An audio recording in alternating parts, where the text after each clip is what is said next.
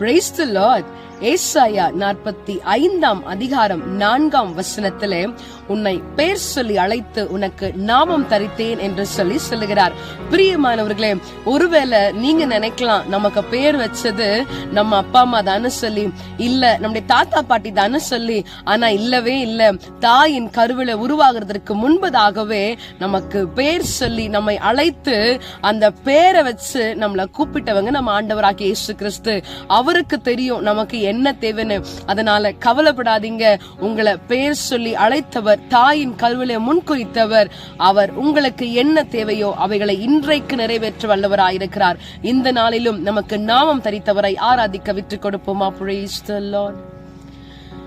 பேர் சொல்லி அழைத்தவும் தேவன், அவர் உண்மை உள்ளவர்.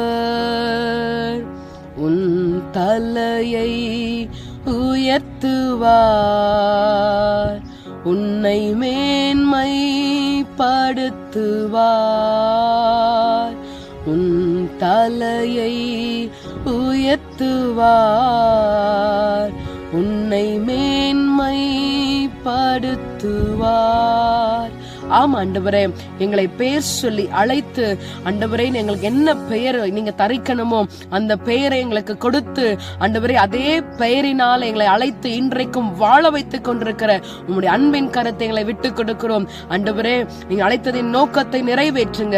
எங்கள் தேவைகளை அறிந்திருக்கிறவர் ஆண்டவரே, நீ சந்தித்து நடத்தும்படியாய் விட்டுக் கொடுக்கிறோம். ஆசீர்வதியும். இயேசுவின் நாமத்தில் ஜெபிக்கிறேன் பிதாவே, ஆமென். God bless you. Have a blessed day.